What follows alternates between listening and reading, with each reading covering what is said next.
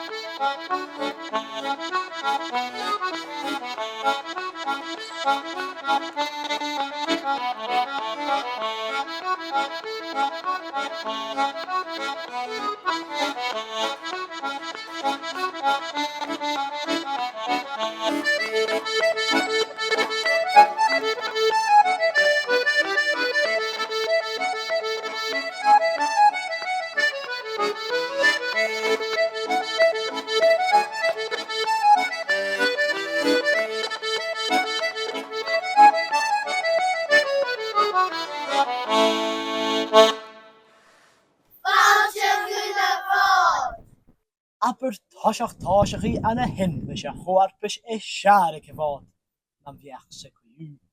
Caismach sa spé agus réile ina bhogsa. Simmetra peamh mis a páirt chomharpaisean ach had bhónich mi riamh. A sin ceist go leor gotá or ha méad glúsa ar airt go bhut an úra man bheitthe. I bhelódacha.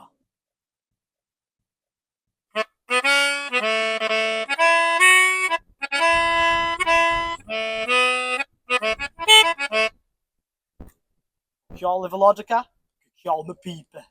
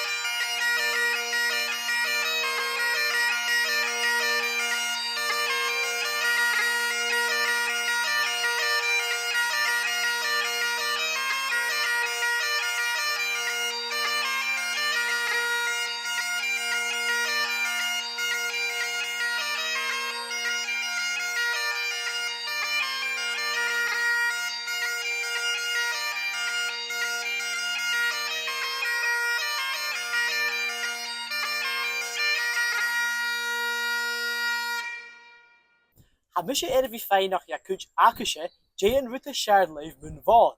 Sean a bhacurí dá. An bartach. An drama. Stel sin drama acu na stáú ha gama mar évan agus ha gama local. Stellum I dulga áitíchin difríte a sa sé leis sin cóise acin. Galpár stan san drama. Han ruta seála mí na bhád a dhéicing na cuarfaise a ha thuúdúine deanna. Sein. Stelum bhí a deanamh dáútin agus a feicin duine. Stellum mí cainechaí dí caratin agus feicing dunga sein. Ha ddíireach uamhasach spóirseáil agus is stellum a sein. Bí le duine agus mar le cá sein agus ha ddíireach spórsal a bí le duine nach le sacatir. Tá leis son sin. Ha immergrút má a bhí go bhád nach éil. Jamieon éisteach rí sin étan. Rút má ile.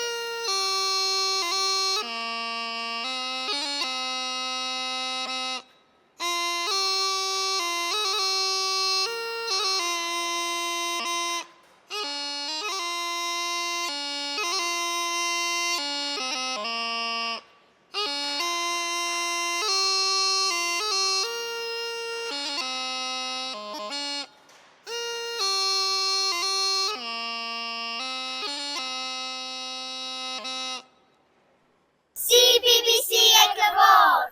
A mis seo cáirí Alistair Ruairí, ní sé Alistair Ruairí. Í seo, dé ha bhí ríis ag go bhád gurcha seo.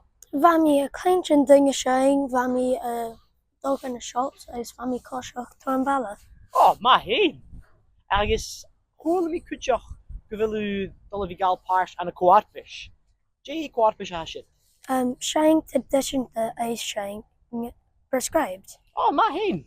Agus cimid a ha féireach an méon sin. Rúbic nerva gach ha tád as méinich ich méin.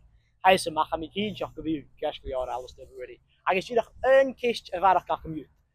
Nan burin a mod chumal a náte sa bí san tail, as a tail fat. Cáit an bhór javí.